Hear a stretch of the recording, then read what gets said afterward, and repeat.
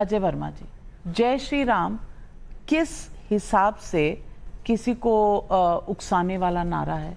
और अगर जय श्री राम किसी ने लगाया तो क्या इस देश में जय श्री राम कहना बैंड है? मस्जिद के अंदर नहीं कहा, आप गली की फोटो दिखा रहे हैं तो गली में कहा, गली मस्जिद का अंदर नहीं है। हाँ, नजदीक हो सकता है, अंदर नहीं है। लेकिन एक मिनट अजय वर्मा जी, अगर जय श्री राम बोला गया तो वो तो मुद्दा नहीं हो सकता आगजनी करने का। लेकिन हाँ, वहां आगजनी भी हुई, पत्थर भी चले और वहां पर 5 लोगों की मौत भी, गोली भी चली। नहीं होना चाहिए था, किसी के साथ ऐसा नहीं होना चाहिए। लेकिन ये तो तहकीकात का विषय है, ये जब तहकीकात होगी, रिपोर्ट आएगी तो पता चलेगा कहां। लेकिन एक तरफा था या दूसरी तरफ से भी था, ये तो हमें इंतजार करना पड़ेगा। ये कहना कि जय श्री राम से वहां वायलेंस हो गई, ये क्या सही है? कोई नारा नाविका जी या कोई कहना बैन नहीं है, ये केवल नैरेटिव एक सेट किया जाता है भारतीय जनता पार्टी और उसके आईटी सेल द्वारा।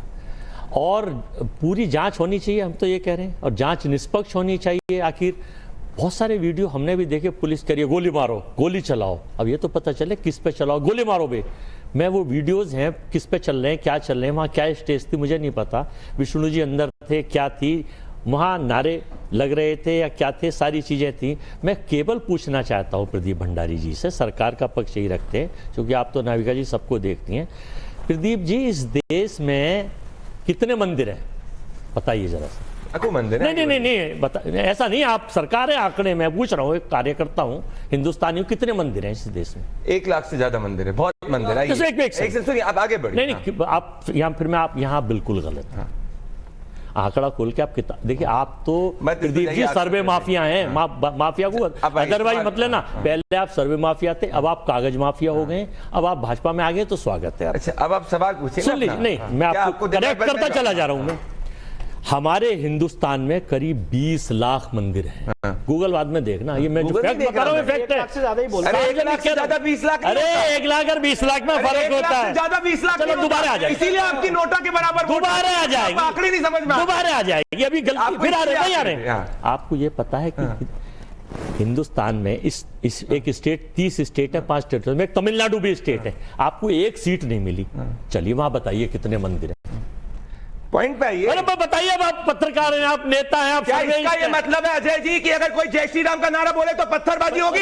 इसमें बोलिए ना, ये पत्थरबाजी हो रही है। अगर इनके आसपास जय श्री राम के नारे लग रहे, पत्थर उठाए जा रहे, सही है कि नहीं है? भटकाइए अगर मैंने किताब तो क्या पत्थर उठाएंगे? मैंने बोला जय श्री राम, तमिलनाडु में कितने मंदिर हैं? मेरा सवाल करिए। नहीं पता, मैं पूछ रहा हूं आपसे, 1400 साल पुराने मंदिर पे वक्फ लेन थे। अच्छा, उसी तमिलनाडु में, सुनिए मुझे बताइए, मुझे बताइए, उसी तमिलनाडु में ने 1400 साल पुराने मंदिर को कहा कि वो सही है कि गलत है? वहीं जा रहा हूँ, बोलिए। अरे वहीं जा रहा हूँ, मैं जा रहा हूँ, बोलिए। वक्त होना चाहिए अमेंडमेंट। वहीं जा रहा हूँ। भारत का क्षेत्रफल 32 लाख, क्षेत्रफल नहीं, अरे जरा सुनना तो पड़ेगा आपको। भारत का क्षेत्रफल 32,87,263। भारत के लोगों को, 140 करोड़ लोगों को पता चलिए आपकी ये नहीं है। मैं ये अजय वर्मा जी, केवल 8 लाख एकड़ के करीब, जिस तमिलनाडु, एक मिनट अजय वर्मा जी, अपने शो में मुझे भी बोलने की इजाजत है, आप 10 मिनट नहीं बोल सकते। मैं, आपने तमिलनाडु की बात उठाई जहां ये नहीं है, चलिए मैं आपसे पूछती हूँ, 3 लाख से ज्यादा वहां मंदिर है, वहीं पर कॉन्फ्रेंस हुई थी ना कि सनातन को यहां से हटा देना चाहिए था। आवाज निकली थी आपकी तो सीटें हैं, निकली थी आवाज। इस देश में सनातन को मिटाने की बात वहीं कही गई थी। सनातन डेंगू है, HIV है, कोविड है, ये कहा गया था। नंबर एक। नंबर 2 सुन तो लीजिए मेरे, नंबर 2 आधे घंटे बाद टाइम दिया है, 1 मिनट तो आपको देना ही पड़ेगा। 1500 साल पुराना मंदिर है, वो वक्फ ने कह दिया हमारा है, और वहां पर पूरे के पूरे गांव वक्फ ने कह दिया हमारे हैं। ये सही है? ये सही है। लेकिन मैं जुनैद है, फाइनल करने दीजिए। जुनैद है, नहीं जुनैद है, नहीं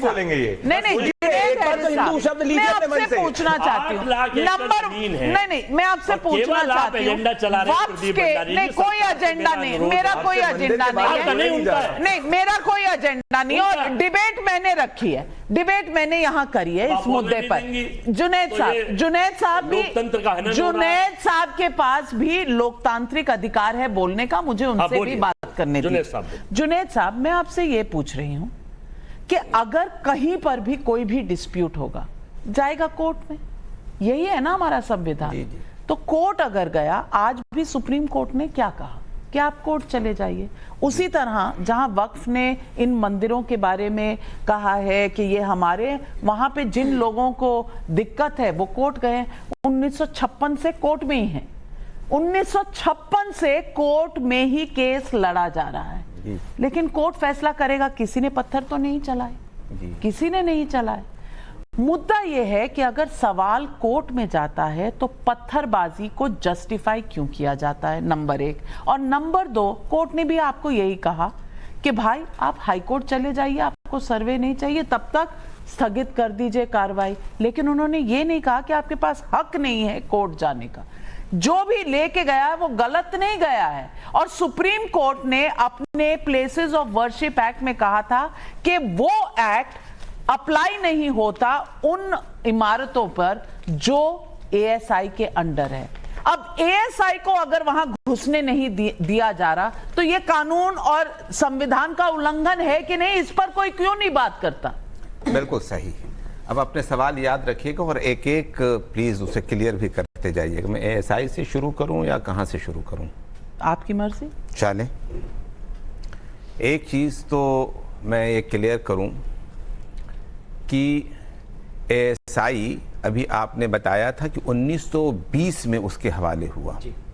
आपको मैं बता दूं कि सिंधु घाटी की सभ्यता को 1920-22 के बाद से लोग हिंदुस्तान में जान सके। उसके बाद आर्यन सभ्यता हमारी चली आ रही है, और जबकि जैन परंपरा बहुत पुरानी है और 24वें तीर्थंकर हैं महावीर स्वामी जी, 599 में पैदा हुए, 563 में महात्मा बुद्ध पैदा हुए, और पूरी परंपरा चली आ रही है। आप ये बताइए कि जहां पर रेगुलर इबादत होती हो, एएसआई के हवाले करके क्या उसके किसी भी प्राचीन मंदिर को रोका जा सकता है? मेरी पूरी बात कंप्लीट कर लेने दीजिएगा। मुसलमान हिंदुस्तान के अंदर जाहिर सी बात है कि प्रॉफिट मोहम्मद के बाद आ रहे हैं, चाहे वो आप नाम ले लीजिए केरला का, चाहे इस तरफ इस जोन का। जाहिर सी बात है जब से मुसलमान हैं, मुसलमान इबादत के मामले में कितने पर्टिकुलर हैं ये बिल्कुल क्लियर है कि 5 टाइम नमाज मस्जिद में पढ़ते ही हैं। लेकिन कितनी ज़्यादा एएसआई के अंडर में चली गई है आप अंदाज़ा कर सकते हैं। अगर ये खोल दी जाए तो बहुत से रास्ते खुल जाएंगे, यहाँ तक कि लोग सड़कों पर नमाज पढ़ना भी बंद सा हो जाएगा।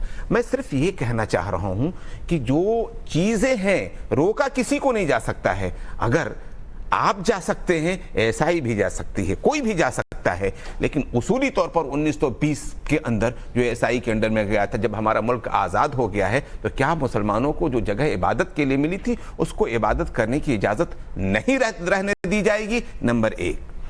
दूसरी बात मैं वक्फ के हवाले से कह रहा हूं। वक्फ का मामला बहुत क्लियर है और आप वकील हैं और मैं वकील नहीं। जो वक्फ का एक्ट है उसका सेक्शन जो 40 है, सेक्शन 40 के हवाले से आप देख लीजिएगा, किसी भी जगह पर कोई भी व्यक्ति जाकर दावा नहीं कर सकता। वक्फ की अपनी एक रिलीजियस हैसियत है। प्लीज सुन लें। हाँ, ऐसे तो बोल रहे हैं जैसे कि मतलब प्रवचन थोड़ी देंगे। 3-3 मिनट का नविका जी, 3 मिनट का प्रवचन इनका, 4 मिनट का प्रवचन इनका, हम लोग 1-1 मिनट बोले। चीजें 4 अपोजिशन के चीजें सुने तो सही करके। अगर आप नहीं सुनना चाहते हैं, आप 20 सेकंड में बात खत्म करिए। जहां